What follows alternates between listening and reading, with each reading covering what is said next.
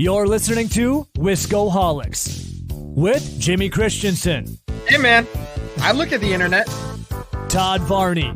For as not confident as I am, I'm not unconfident either. And your host, Erin Alice. Imagine meeting the love of your life and then finding out that he debates Brady versus Rogers with strangers on Twitter. These are the Wiscoholics. Drink up. Hey, everybody, and welcome to Wiscoholics. We are back, the podcast that nobody asked for, where we talk Wisconsin sports and then some. I am your host, Erin Alice, and with me are two of my bestest buddies in the whole wide world. All right. No one believes that. Yeah, you went from least I didn't even believe it.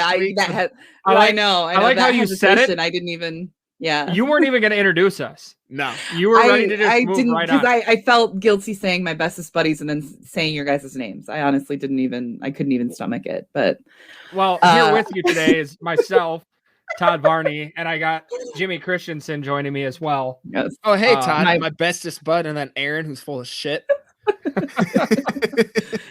Oh, you know I love you guys. How are you guys doing tonight? Pretty good. I'm tired as shit. I'm training for a fight, and then I had today I made a huge mistake of doing a class without eating before, and I thought I was gonna die. I almost took like a Popeyes chicken sandwich break. I was like, hey, give me a second. Let me run to Popeyes down the road. I'll come back after a sandwich. That sounds miserable, though. Two things. One, I try to eat every couple of hours just to make sure that I don't ever accidentally do something without eating beforehand. Yeah, smart. Yeah, you got to be prepared. Also, the other night, my stepdad, who is a semi-truck driver, has a load going up to Anchorage, Alaska. And he had ordered a bunch of stuff that he needed that came like a day late, right? So I went and met him in Madison the other night, literally drove like an hour and a half just because I knew where he was at, had a Popeyes. And I was like, no, dude, it's not a big deal. Like, I can for sure drive and drop this off. I've got nothing else going on a Monday night. It's cool. The whole time. That is the most Todd thing ever. The whole time I'm just driving like, yo, that Popeyes spicy chicken sandwich is going to be so good. And was it good? Oh, my God. Yeah, I had both of them. They were delicious. Awesome. I used to have students who would get Popeyes delivered to them for lunch from like aunts and stuff. And I was just like, guys, you're not gonna hook me up. Like I do with you all day. That's the most easiest way to kiss your ass ever. Oh, they'll for sure get an A. Yeah, right, I don't care about it's grades. Your kid can get an A if you bring me a Popeye sandwich. Right. Go to 4th grade, 5th grade. I don't care. Jimmy doesn't even know what grade he teaches. Well, I taught 4th now, and I was like, oh, at that time I taught 3rd. So they keep moving around because I suck. So it's whatever. Godspeed to those kids. Makes sense. All right, so let's get started. Our first segment called Where Do We Start, where we kind of go over some main headlines that are kind of circling with the Wisconsin sports world. First up, released today, which is Wednesday, is there's rumors that the Packers are not expected to sign Corey Linsley, that there have been no communications between Linsley's camp and the Packers, which usually is a sign that the Packers are not they have no intention of signing that player. So, I mean, I know I don't know. How do you guys feel about that? It's kind of messy, with the salary cap, but do you think they're making a mistake? You think it's a good move? I'm not surprised by it because this reminds me a lot of Brian Bulaga last year, except Corey Linsley, for the most part, is healthier. He's coming off an all-pro season. I'd love to have him back. He's actually the one free agent besides Jamal for strictly personal reasons I'd like to have back. But Linsley is incredible. Like he did so well last year, but we also saw when he was out, like Elton Jenkins was able to plug in there. I know Lucas Patrick is getting some hype. We have Hansen as well. So I'm not surprised by it. Would I like him back? Absolutely. But with a salary cap, it makes sense that they're not doing it. It just, you never want to lose an all-pro player. Whatever team he goes to, that offensive line is going to get better, but I don't know necessarily if the Packers offensive line is going to take as big a step backwards. I agree. Yeah, and I think that goes. Go ahead. Yeah. What? Okay. It goes along the line with what Jimmy and I's best friend Joe Thomas told us. regarding Corey Linsley is the way that the Packers offensive scheme is set up. Good offensive linemen, essentially what he said was good offensive linemen can be wasted in this system because it doesn't ask a lot of, single pass protection from your center. A lot of the run blocking schemes are pretty basic. So as long as you're athletic enough to go get to that second level, it kind of favors you. So I think spending the type of money that it would cost to keep Corey Linsley around, probably can spend that money elsewhere. Especially when we saw, guys move up and down that line this year in his absence, in Bakhtiari's absence, be able to just kind of mesh together. Agreed. I was going to say that last point before you interrupted me, but glad I could take it from you. Yeah. But being, when he was gone a little bit this season, and I kind of feel bad that might have been the reason that part of the reason they're not looking to re-sign him is they saw that what they could do with, a rookie with John Runyon in there, and Corey Linsley wasn't missed. And I think also with just the salary cap with COVID and, the pandemic, that it might be different if this is any other year, but this year it's just not worth it when they've been performing without him. So, but I think the most interesting part is the other piece of news that on the Packers that was released is the Packers released Christian Kirksey and Rick Wagner. And I was a little surprised at the Wagner release. Yeah. And as well as not even talking to Corey Linsley, because it just leaves them very thin at the offensive line with David Bakhtiari being out for, probably at least half the season. It makes things a little bit thin and on the line, and especially because there's a couple rookies that haven't played and a lot of big question marks. So how do you guys feel about the Kirksey and the Wagner release? Kind of like you said, I'm surprised. I'm not surprised with Kirksey. Like he was hurt a lot of the season. He ended up being demoted for an undrafted rookie with Chris Barnes, another BFF of Todd and I. But sup. I'm not surprised with that in the slightest. Wagner, I was, for the sole reason of, as you mentioned, Bakhtiari is going to be out. So right now we're looking at offensive line of Billy Turner, Jenkins, Patrick, maybe at center, Runyon, and then that right tackle is a huge question mark right now. And there's rumors that maybe Wagner will come back, and like I think part of the release was he was because that he was debating retirement. So maybe if he decides to play again, they'll bring him back. Maybe Valdir will decide to come back in the playoffs next season. Who knows with his undecisive self? But no, I really don't know. I'm surprised by that, but we could see a draft like we did last year where we just completely quadruple dip in the offensive line. I think we're going to have to just a lot of offensive lineman picks during this draft, whether it's address like the cornerback need in the early rounds and then kind of go to the offensive line after that. But which I think another point, it makes you kind of think that they need Jamal Williams back based on his blocking ability. If they're going with a bunch of people that like a bunch of new people on the line, I just think all the shuffling is that you want someone in there that is very familiar and very good in the blocking game. Yeah. So I'm a little, who knows, I guess. I just put an article up for Packer Report where, and granted, I got some of this. I'm becoming BFFs with his agent, at least trying to be. But I got some of this info from him that Jamal is ranked the second best blocking part of the portfolio they're sending to teams, and the Packers, hopefully they resign him. He's the second best blocking running back in the NFL.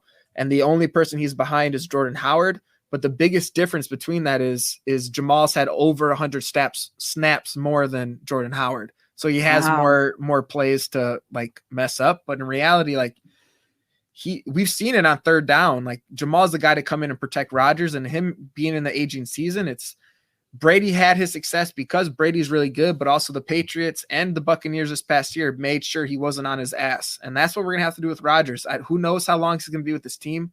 Who really cares? Like we have to keep him upright, and we have Jordan Love. The best thing you can do for a young quarterback, keep him upright. So Agreed. Hopefully they'll figure something out. I have all the faith in Goody right now. He hasn't steered us wrong yet. Agreed. Well, I think a big part too with letting Wagner go and kind of exposing ourselves, like Erin was saying, just being thin up front, is I don't know that the organization wants to keep going. Okay, it's going to be Billy Turner or Rick Wagner or Jared Valdir. I think they're probably looking to sign themselves or to draft that right tackle of the future for sure, and kind of solidify that moving forward. I don't know that that's a position they want to keep kind of making a patchwork quilt with. And then that also gives them the opportunity when Bakhtiari does come back to put Billy Turner in that role where he just can move around. You know, he played right guard pretty well, can slide out to tackle and do that as well. So it kind of opens him back up to being able to move around. Agreed. The only thing that makes me nervous is like we saw this past year how important depth was, and just the lack of depth we have right now is just like. And granted, they're going to address there's it. Wayne Taylor too that could be signed to a cheap deal, but that'd be a big one. It'll be an interesting offseason. I think that's the truth for everyone with the pandemic. But all right, moving on from Packers, let's head into the NBA, which of course last week I was like talking about how the NBA is not having an all-star game. And the day this episode, you're wrong. Our first episode, they came out and said, by the way, we're having an all-star game in Atlanta in March. Of course, they had to make me look stupid. So there is going to be an all-star game. And Giannis made the first team, which is a surprise to absolutely nobody, as he's the back-to-back MVP. But Middleton was...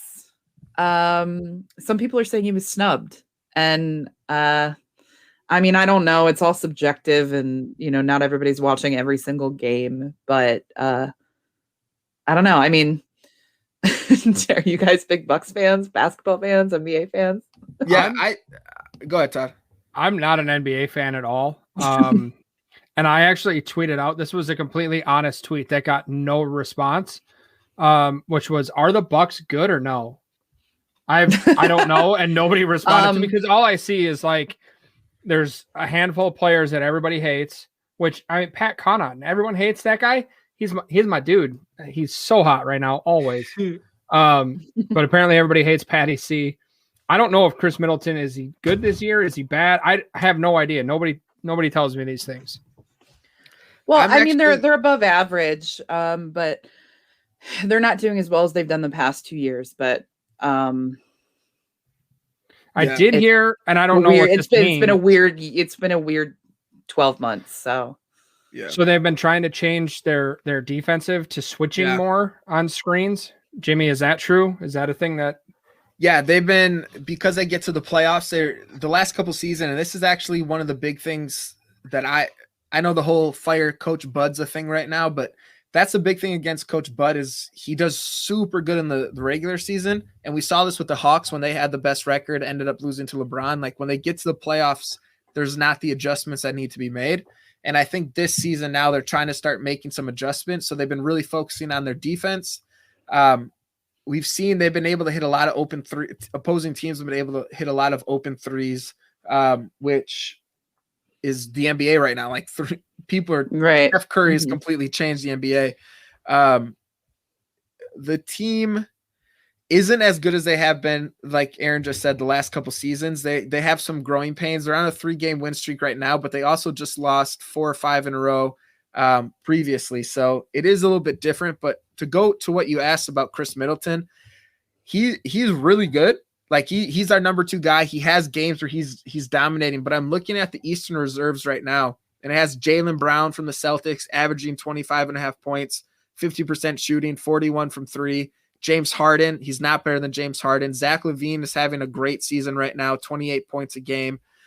If you look at Chris Middleton, there's been multiple games where he's had under 20 points. He's had a game where he had only 8 points, 11, 13. And teams are focusing on him. Doesn't sound like an all-star to me. Yeah, teams are focusing on him now that they're not on, because he can shoot more than Giannis. When they face the Raptors, they really double team Middleton. And right now he's only averaging low 20s. It's 20.3 points per game. It's just looking at those other guys. he's playing really well, but who are you going to take out of the lineup? Agreed. And that was a kind of a conversation, I think, during the season, is everybody got mad about Jair not getting, the first team all pro. But then you look at the stats of, I can't remember who made it. I know Ramsey made it and then someone else made it instead of him. And it was like, how can you how can you replace greatness with greatness? It's just hard to pick and choose, I think, is kind of what happened. But I'm happy as a Bulls fan for Zach LaVine because it's his first All-Star nod. So from the Bulls fan in me was excited for him. So, but I think the Bucks are gonna turn it up in the playoffs, because the Bulls had this problem too under Tibbs, where they would get to the playoffs and they had nothing left. They were just gassed because they pushed too hard during the season. And I think the Bucks have not turned it up to that next level. I think they're definitely gonna. They've learned the past 2 seasons to turn it up. So I think it's still early. Lots of games left. So yeah. All right, let's go on to our next segment called Teach Jimmy Baseball. Yeah, please, because I'm where we tell Jimmy. Where we teach Jimmy baseball. Jimmy knows nothing about baseball. So Jimmy, Todd, I've got handing great it over to news for you. Last week we were talking about pitchers and catchers reporting. The rest of the team joined him in spring training today. Yeah, spring training. Winter training. February 24th, we got the whole ball club at spring training. So Still pushing you texted me earlier today and we're curious about the sacrifice bunt. Yeah, what's the point? Why not just hit a homer, as they say? Well, that seems to be the way that the game's heading right now. As I told you, I know a lot about the sacrifice bunt, as I'm still my high school's single season record holder for most sack bunts in a season. So, solid humble brag there by me. Shut the fuck up. Keep going though. Really the whole point of it really is just to try and advance the runners. And you're willing to give up an out to move the runners into scoring position. Yeah, Todd's a sacrifice. So is your goal to get from like first to second, or like second to third? Depending on where the runner either. You want to move that runner in. So second and third base are considered scoring position. Okay. So if you've got a runner on second or third, they're likely going to score on a base hit to the outfield. So if you've got a guy on first with nobody out and you can sacrifice him to second, if you've got a couple good batters coming up behind you, then you've got one out. Meaning Todd wasn't a good batter, so they just wanted to get him out of the lineup. Correct. Gotcha. Yep, that's exactly where we're heading with that. So then, okay. If you only have 0 outs, you're pretty much bunting. Like if you have 1 out, that's a little bit riskier then. You still might, because you're getting rid of the double play, ideally. But that's assuming you've got a guy that can put the bunt in the right spot. I mean, if you bunt it hard right back at the pitcher, he's got a good chance to turn 2 on you. If you bunt it at the first baseman or the third baseman, they're crashing hard, they might be able to make a play on it. But likely they're just or if it's too short and it's right in front of the plate, the catcher can get it. Yeah. So then it has to be in the sweet spot. Are they typically they're just are they trying to beat you to, like, let's say you're on first and you're going to second? Are they going to try to beat you to second? Or are they just going to take that easy out and go to first? They'll likely just take the easy out again. And that depends on the bunt, where if you bunt it hard at somebody, if it's a good third baseman, he's going to know whether or not he can get you. Typically though, that guy on first is a decent runner. I mean, they're not going to sacrifice with somebody with poor wheels like you on first. First of all, people compare me to Tyreek Hill a lot, not the child abuse part, but just being super terrible. Terrible comparison. Horrible comparison. I know. Second came out of my mouth. I was like, rewind. Hold on. I got to call CPS real quick. All right. Last question. Has baseball ever considered, instead of bunting it, just hitting it as hard as they can at the pitcher and just get him out of the game? That's really hard to do. This isn't slow pitch softball. I'll do it. Even then, I mean, you can't, it's not exactly that easy to hit someone right in the face and also them not react. Aaron, I'm not trying to kill him. I'm going for the sternum, not the face. Well, they have a glove that they usually have pretty good reflexes. Not the way I'm hitting. Call me Barry Bonds post steroids. I did break a guy's ankle. You have horrible comparisons. Terrible. I don't know anything else about Barry Bonds except he took steroids and hit a lot of dingers, as I said. I hit a line drive off a kid's ankle one time and broke it. For real? I got a broken concussion. Yeah, he got up and threw me out at first, and then sat back down and came out of the game with a broken leg. Okay. I got a better one. So I'm in the championship game. I'm playing my sister's team. One upper. I mean, I was not that old. I was probably like 13. So it's not like it was anything super intense. It was just some summer league. And I'm playing against my sister's team. And I hit a ball to shortstop. And I'm not looking at the ball. I'm just trying to run to first base. And then like I get there and I see the shortstop is down. Like she's on the ground. And I looked at my first base coach. I was like, what happened? And they're like, you're out. I'm like, is it because I hit her in the head? And he was like, he said, no, he's like, it bounced off of her head and the third baseman caught it. So you're out. And I'm like, like come on. Instant karma. Yeah. She was fine for the record, but yeah, I was so mad. You say that now. Like, if I'm going to injure someone, at least. Yeah. Oh God. All right. So that is Teach Jimmy Baseball. It still sucks, but yeah, let's keep going. Until they fix this whole spring training thing, I'm not a fan. All right, so now we're going to move on to This Week in Wisconsin History, where I give a fun fact about something that happened this week in Wisconsin history. So on February 23rd, 1846, William Horlick was born in England. He and his brother actually moved to Racine in the 1860s, Racine, Wisconsin, obviously. And they would eventually invent malted milk in 1873. It was originally called Diastoid and was used as a supplement for infants taking formula. And this fact stood out to me because I saw the name Horlick and I could not stop laughing. Nailed it. So that made me think about, because I was thinking how that's a horrible last name. I would hate that last name. And I started thinking about a teacher that I had in high school, and his last name, he was Mr. Wolf, and his first name was Harry. So he was known as Harry Wolf. So I got to know. Yeah. Got to know. Do you guys have any names like that you've come across in your life? And you're like, why did your parents name you that? Yeah, I have one that's probably one of the most unfortunate names of all time.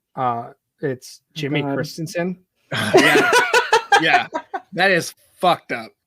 It's very offensive. No, I had a teacher. He used to tell us about a friend he grew up with, and his name was Richard Whacker.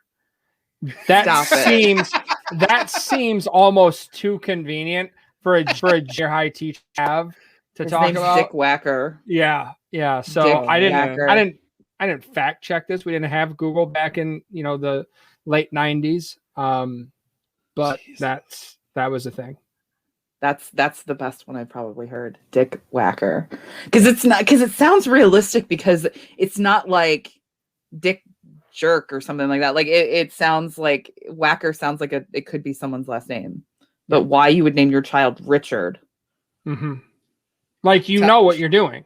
Yes. Right. Again, like Harry Wolf, you know what you're doing to that child. There was also another, she was like a PE teacher or something. Her name was Stormy Gray at my high school, which I thought was weird. That wasn't her first name. She changed her name to Stormy Daniels. She actually, no, she got her resumes crossed up and she turned in her strip club resume to the school. And she got hired. Yeah, and she's like, hired. Oh, I guess it's Stormy now. Next on stage, Stormy Gray. That's how she answered boring. Was she every hot? class? No. She was like 60 something. Small town strip club material. Yeah. Everyone has a type. All right. You got one? Yeah, not to just pair up with Todd. Besides myself? Yeah, besides my fucked up name. Todd and I must be on the same brain wave today, which makes me nervous. But I had a guy I play football with whose name was Richard Richmond. And so all we called him was Dickie Dick. And he hated it. But your name's Richie. We call him, like, people call him Richie Rich. I was like, that's stupid. Let's Dicky let's Dick. call him Dicky Dick. That's Yeah, way Oh yeah, cooler. my name was Way Ricky better. Rich. Yeah. Dicky Dick is so much better. Agreed. Well, I'm glad we had that conversation. That was this is very enlightening. Only the best insight on this show. Yeah. The important stuff. Yeah. So now we head into our offensive and defensive players of the week. I'm going to start with offense, but I'm going with offense as in offensive, not offensive. And the Badgers men's basketball team dropped this week from 21 in the rankings to 23. And that two positions doesn't sound that bad, but they started at 7 at the beginning of the season. They are just on a downward spiral. And I know we talked about it last week. Todd brought up their stats and just how pathetic they are, but they're very offensive to this state of Wisconsin right now.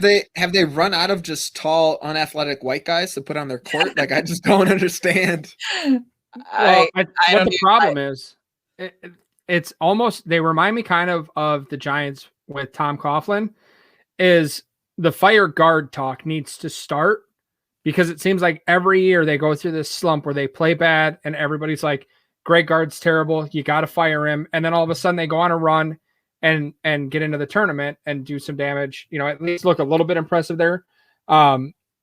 Which a lot of people say, you get into March Madness and it's about experience, and they've got damn near the oldest team around. So we'll see if that actually comes to fruition this year or not. But yeah, if they can make it. I haven't lost they may not total make hope it. in them, but yeah, they're not doing well.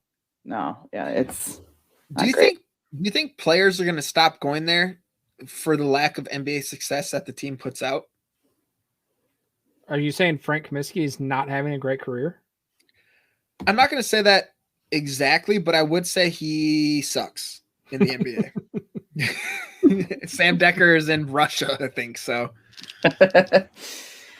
All right, Jimmy, what about you? Who's your offensive player of the week? I'm going to go with Giannis. We talked about the Bucks a little bit, and they had that little bit of a skid, but just looking at his last 7-game stats, he's had every game has been over 23 points. He had 2 games in 30 points or more, 1 game where he had 47 points or more, 47 points, not more. And then in all of those games, he had over 10 rebounds. He had a triple-double in 1. Like, he is doing everything he can to put this team over right now, especially with their point guard that they just traded everything for.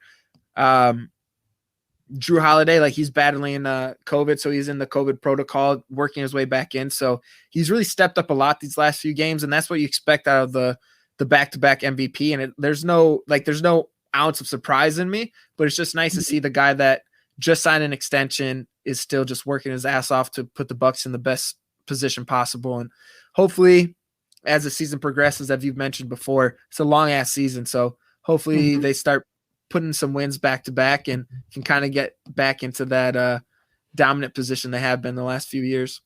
Yep, getting hot. Hopefully they get hot at the right time. Exactly. And Giannis is, he's going to be hot all season, I'm sure, just to see. Oh, I'd kiss him right on the mouth. I didn't mean literally hot. Oh, well, It's okay. No, all good. All right, Todd, who's your offensive player of the week? I'm going to go with Netflix on this one. Simply, I mentioned it last week. Like, I'm not a big NBA wedding fan. crashers. Right. I'm not crazy about the NBA. I am watching more hockey this year. Go Preds. They've also been doing terrible. So I told you, okay, for the record, I told you to become a Blackhawks fan who are doing very well. No, it's Chicago. I'm not going to do that. The Blackhawks are like the top 5 team in the league right now. So couldn't care less. They're from Chicago. They're terrible, and I hate them. You hate me because I'm from Chicago? No, you're from Yorkville, which I've got beef with Yorkville people too, by the way, but that's another topic for another day. and the Badgers just haven't been playing well, so I haven't been able to get into that. I've been killing it on Netflix. I Care a Lot. Watched that last night. Fantastic movie. Got hooked on The Sinner today. That's great. It's really saving me from watching bad basketball and bad hockey right now. So shout out Netflix. Cool. All All right, well, let's go. Let's transition to defensive player of the week. I'm gonna go first, and I'm gonna give this to Michelle. Sure. Yeah, I said it, and it's happening.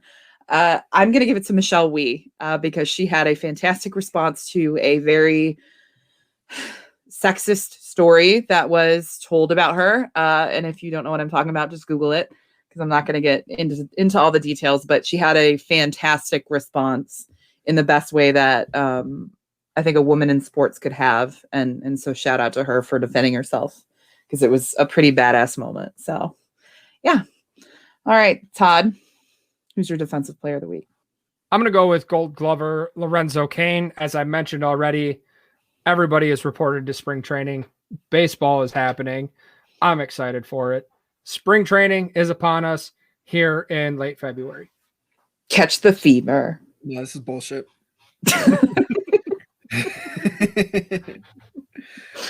Well, based on that crappy one, because it's not spring training, I'm going to go with mine. I put Randall Cobb. Him and his wife donated $10,000 to the food bank in Texas to kind of help with the crazy situation they're dealing with their blackouts and everything because of the weird cold that they're getting. You know, not everyone's as tough as Wisconsin. Hopefully they can figure it out, but he's defending world hunger. So I'm going to give Randall Cobb that one. I wish he was back on the Packers. If you want to come back, convince the Texans into cutting you or whatever, because who knows what the fuck's going on in Texansville, but I'm going to give that one I to think him it's Houston. I don't think it's Texansville. I think it's Houston's where they're at. I don't know. Texansville sounds more official. Yeah, I think that's a city. I think they started it after Houston. I think it's like the biggest city in the country, honestly. Yeah. Texansville. They're like Rockets suck, Texans suck. Let's just call it Texansville. Maybe they'll start being better. Because it's way cooler. Yeah, geography. That's what I teach my students. I'm sorry for starting this tangent. No, you're not. But yeah, Randall Cobb. I wish you were in the Packers. I love you. Come back. He also, they also gave free meals via, I think, like Raising Cane's in a local shop. Yeah. They were giving out free food, courtesy of Randall Cobb, which was really cool. So kudos to the Cobb family. Okay, let's head into my favorite segment, good news, bad news. Where these two guys give me some good news and some bad news. And I have no idea what it is or which has which news. So I'm in a good mood. Let's go good news first. I got you. I'm reading my bad news. I'm giggling. Go ahead, Todd. I got good news, at least for one Port Edwards man who already this year has won 2 lottery jackpots. He won $121,000 on a Badger 5 on January 25th. And on February 6th, he won another $50,000 prize on Powerball. So that's amazing. He bought both tickets at the same Quick Trip in Wisconsin Rapids. Fucking Quick Trip representing 4611 8th Street South in Wisconsin Rapids. If anybody else is trying to get a winning ticket, that one's probably sold out now. Aaron, let's both send him some saucy pictures and see who he wants to be the sugar daddy of. Me or you? Well, we can tag team it and we can, just agree that we can share it. Yeah. And then if he insults us, we'll just send a weird picture of Todd. Be like, fine, here's your punishment, asshole. There's no way he would choose Jimmy because Jimmy has the world's smallest nipples. Actually, which is funny you say that. I was always self-conscious in high school because my nipples are very big. So they're poofy like sausages. Let's move on. Now that everyone's vomited at the thought of Jimmy's nipples. Alrighty. All right. So turns out I'm not coming to your fight in a few weeks. Yeah, you'll just see those things. Like, wait, are you gonna be wearing like pasties? Jimmy's fighting in a t-shirt because he's sensitive about his nipple. No, I'm putting straight nipple tassels on so people think I'm just sexual. Just get him spinning. That's what I hit him with. Honestly, he's gonna come at me and just straight nipple. To you know what? I don't know. Like he'll probably just forfeit. He'll be like, nope. I'm like, you want me to fight those things? How the hell am I gonna do that? You'll end your career undefeated because you have nipple tassels. Blind them. All right. So the bad news wasn't my nipple, surprisingly. It gets worse. All right. So my guy, a 30-year-old named Jerry Watkins, was arrested in Kenosha, Wisconsin at like 3 a.m. in the morning because he was getting rowdy at a bar. And was it Lombardi's bar? Honestly, we're not located in Kenosha. Yeah. I would promote this behavior, but he was getting arrested in handcuffs and he grabbed the cop's dick, like just grabbed it and squeezed. And the cops quoted saying, "He's got my dick. Spray him. He's got my dick." So they pepper sprayed him. So he finally let go. So now he has 2 felonies: battery on a law officer and causing substantial body harm on soft tissue or soft tissue injury. So his plan, worked out. He caused some damage, but dude just grabbed a handful of meat and just. I'm surprised there wasn't like a sexual harassment in there too. I mean, God, what a move! That's a ballsy move. No pun intended, but maybe there could. Is it still sexual harassment if it turns you on? Because maybe that's why he couldn't file the charge, because he enjoyed it. Bang, bang, boom. He said it was a soft tissue. If it's soft, I don't think he was aroused. Maybe he didn't maybe he squeezed it too hard. Like at first he was up, he was like, okay. And then he squeezed a little bit harder. He's like, no, he's got my dick, spray him. Which is just the thing. Anytime that you're getting arrested, it's very important to establish a safe word with the arresting officer right away. And spray. That was the problem. This was a breakdown in communication. These guys didn't have a safe word, and now a dude's dick is probably disformed forever. Oh my gosh, I just love this quote. He's got my dick, spray him. Dude's in prison. Like, what are you in for? He's grabbed a cop's dick. That's some dominant. All right, you can have my cornbread, brother. Yeah. You want the top bunk? You got it. That's some alpha. That's an alpha story. Like, what are you in for? Right. Killed 95 people. You grab a cop's dick.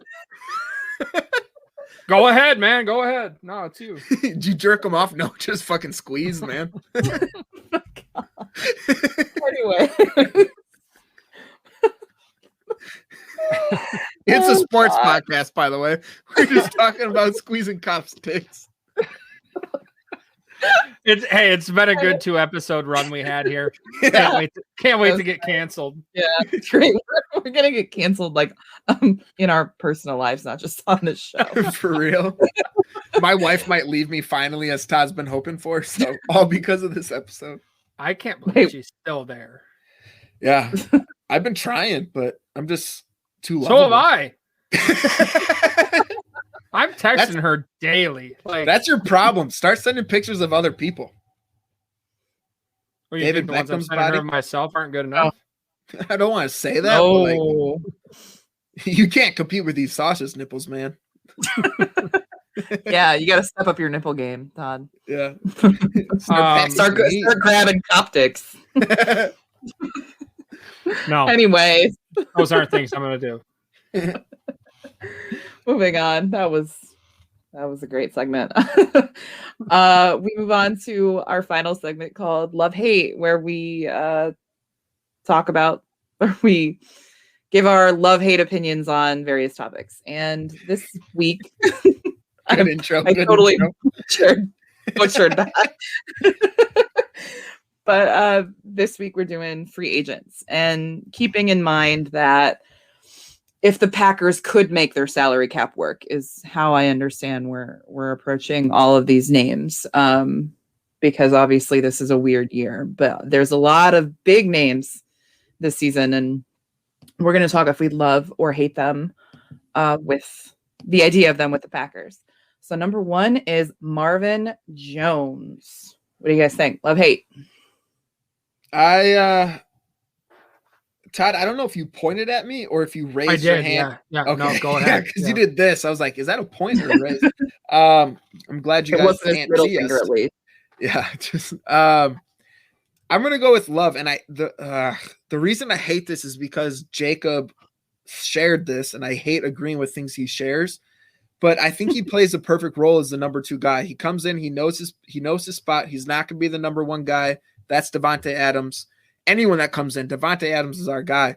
But he can run any route on the route tree. He's a veteran. He's kind of coming in at this point where we saw some players go to Tampa Bay last year to try to get that ring, and maybe coming to Green Bay, he can be one of those guys that kind of put us over the hump. But the problem is our offense was so electric last year being the number 1 that he makes it better, but I don't know if that necessarily gets us over the hump, but shit, it's worth a try. I'd love to have him on the team. He always kills us, so just nice to not have him on the Lions. I agree. I would love that dynamic in this wide receiver core. Aaron Rodgers throwing to him sounds really, really exciting.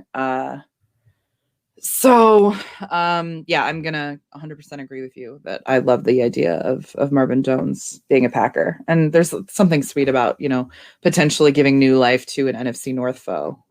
So yeah, I'm gonna jump on the Love train with that one too. I think he'd be a solid fit there. Just again, I think he can be what we were hoping to get Devin Funchess at his ceiling. Like I think Devin Funch's ceiling and what you're going to get from Marvin Jones just on a normal day are about the same thing. So him sliding in and filling in with, just jumping in the mix with MVS and Lazard. I mean, I think that's a solid combination right there.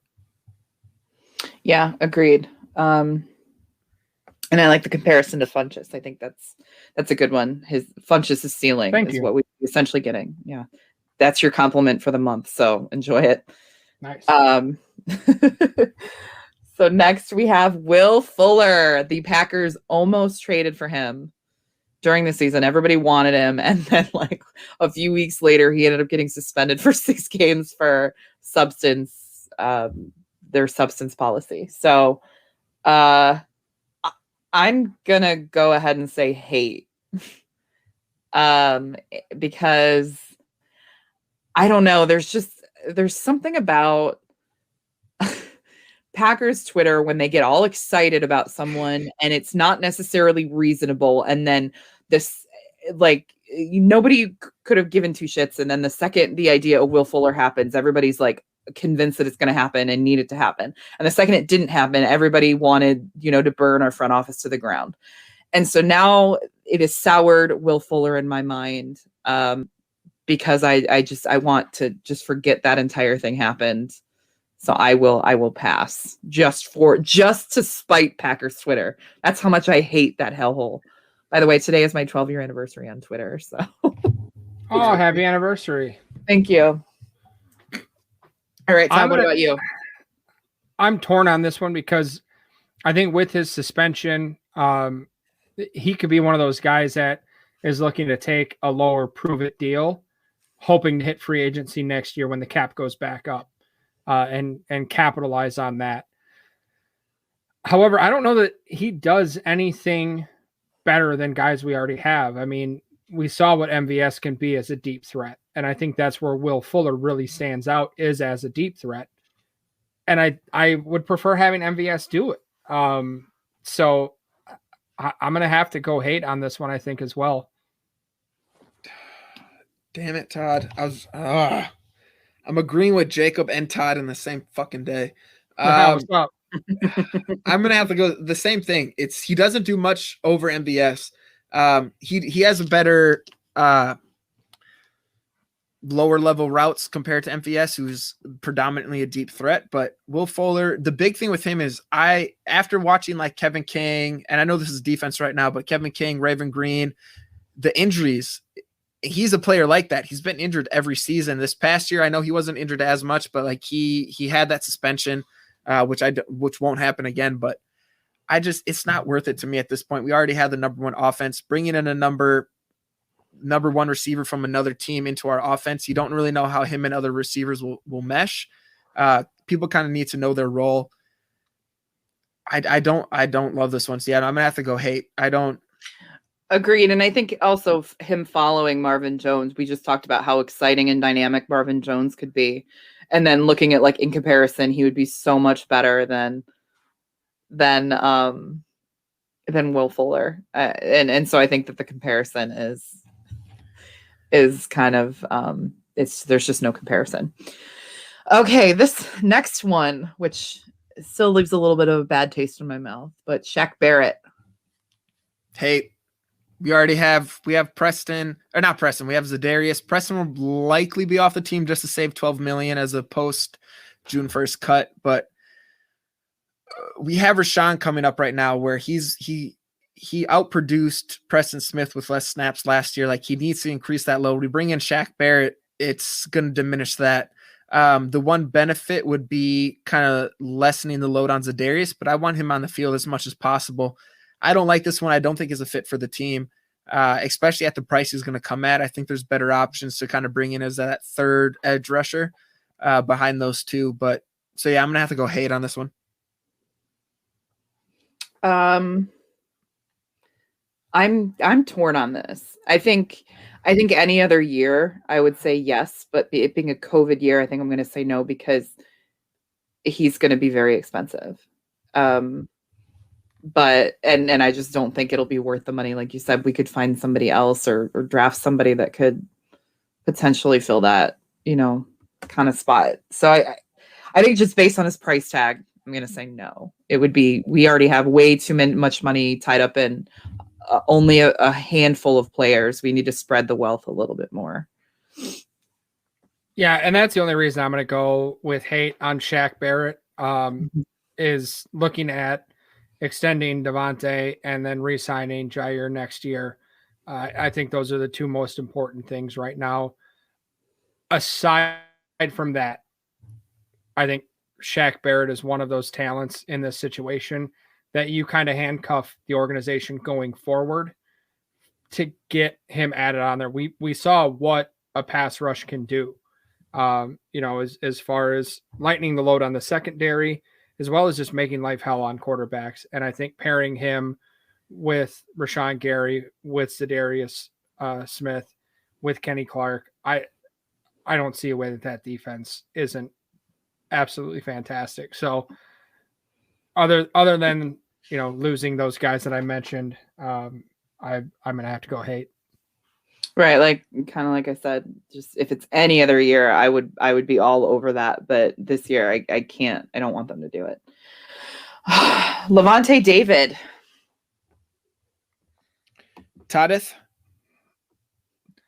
I want to say Love because we watched so many middle linebackers this year just play great and cause problems for the number one offense.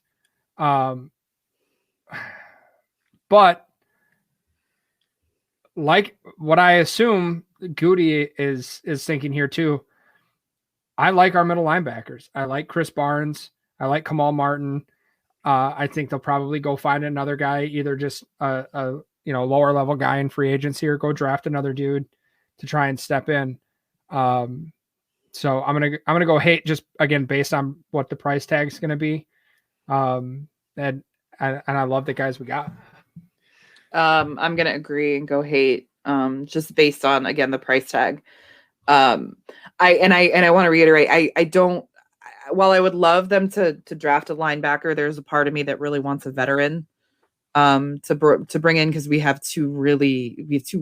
They're going to go into their second year, and that's just really young. And from what I understand, Christian Kirksey, everybody said that he brought an amazing presence and amazing leadership to the locker room. And while definitely not worth his price tag, that is going to be something that will be missed. So I'm hoping they bring in some sort of veteran presence to that, but I guess we'll see. Yeah, and I think they'll have to because there's no way that you can have Ty Summers showed this year. I know Jimmy loves him. He sounds like he's a great guy, but yeah, eventually size matters, and I don't think Ty Summers is made for the NFL. Hey, phrasing. Hey, I still think Ty will be on the team as a special teams role over Oren Burks. I think Oren Burks will be off the team over Ty. I think Ty's kind of solidified himself there. He was tied for this is just cause for my love for him, but tied for the top tackler on special teams. But to go to Levante David, I'm gonna go opposite of you guys. I'm gonna go with Love. I think I've just been beat up too much by so many linebackers this year, whether it's Eric Kendricks twice a year, Devin White, Levante David just had his way twice with a year. Yeah. Fred Warner, Darius Leonard. Like, we've seen what these impactful linebackers can do. And the Packers haven't really invested in that position. I know they used the fifth round or a top pick on, not fifth round, but I think it was fifth overall on AJ Hawk, which didn't really pan out to that spot. But we really haven't had like a top linebacker since Nick Barnett a long ass time ago. And it'd just be nice to see someone come in at that position. I know the money's going to be fucking tight to get that to happen. Whether that's telling JJ Watt, I'll send you cheese curds on whatever team you end up playing for, like get a ring somewhere else after the Packers get one. But I don't know. It'd just be nice to see someone dominant at that position come in and make a big difference, because we have someone fast. Yeah, we have people at other positions. We have Zadarius, Kenny Clark at the defensive line, Jair, Darnell, and Amos in the secondary, but we just don't have anybody at that linebacker position. And I would just love to see David come in and just wreak havoc on other teams. Agreed. Desmond King. Love. Pay whatever. I don't care. I want to see another solid corner on that side of the field. I agree. The way that secondary is set right now, if you get the opportunity to have another just high-end cornerback, it erases a lot of issues elsewhere. Right. I think drafting a cornerback is definitely high on our list of priorities. However, I would love a 1-year deal for someone that can be a number 2 star that we thought that Kevin King could be, just for a year until hopefully this rookie can get comfortable in, the system and be opposite of Jair. Cause I get nervous just like putting that pressure on a rookie to be our number 2 next, like opposite Jair, like to expect him to come out like that. So I would love for them to spend some free agency money on a number 2 corner for sure. So I'm with you on Love there. Yeah. I'm gonna go with Love on this one as well. The thing with Desmond King, one of the big parts is he's predominantly a slot corner, which is going to be good. Like Chandon Sullivan had his moments. This was his first season coming in as a starter from training camp. But bringing someone in who in 2018 was an All-Pro. He's also an All-Pro punt returner, and we've seen our special team sucks ass. So bringing someone in that can be reliable with that, especially with Tyler Ervin probably not being on the team next year, because he is either an unrestricted or restricted free agent. Bringing him in and just letting him kind of alleviate Chandon Sullivan and putting him as someone that's still going to get some playing time, but having a veteran presence there, and also just kind of solidifying our punt return. Because that's a thing right now. You punt to the Packers and there's no threat of a return. Just getting somebody there. Yeah. Please. It'd be nice to have him. This Tavon Austin slander that you're doing. I know what you're doing without saying his name.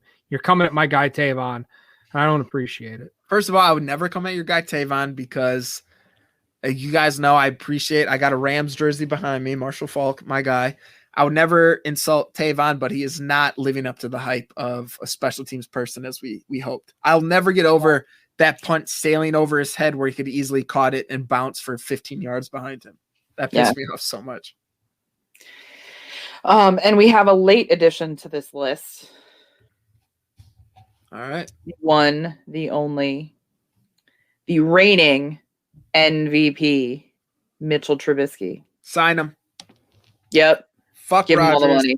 I love Jordan it. Love. I love it for 2 reasons. One, who was a backup quarterback other than Doug Peterson when the Packers won Super Bowl 31? It's a great question. You guys were both children at the time.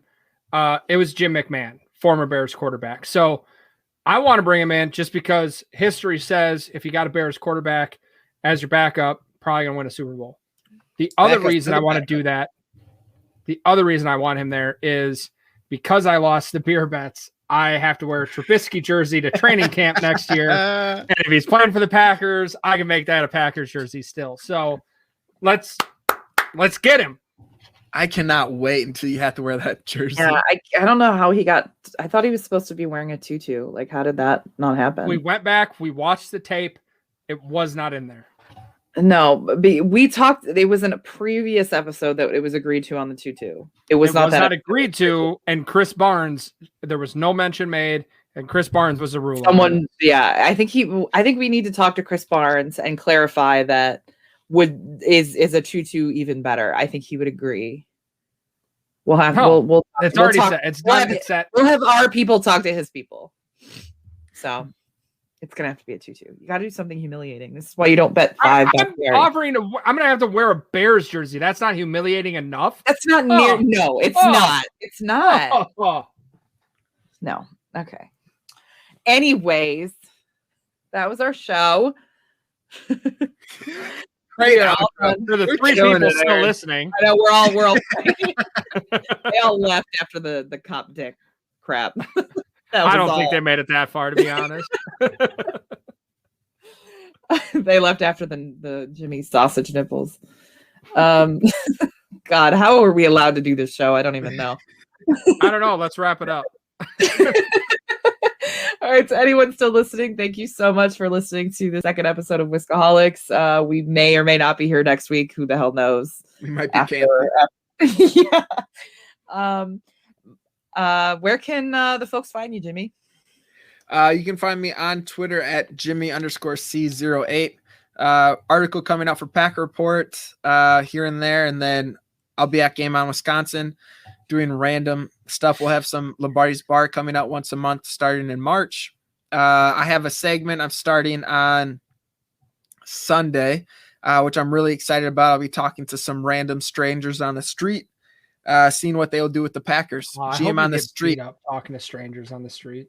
Oh, I can't wait. Hopefully, honestly, they hit me. I deserve it. So yeah. Hopefully that goes over well. But I'm recording my first episode Sunday, whether that's through Game On or my Twitter, it'll be on there regardless. It better be through Game On. It sounds like a lot of fun. All right, Todd, where can people find you? Right here every week, talking about Jimmy's nipples and cop dicks, or at the Todd V on Twitter, talking about probably Jimmy's nipples and grabbing cop dicks. All right. My name is Erin. You can find me at Heroin, HEROINE. I also run the socials for Game On Wisconsin, so check us out at Game On WI.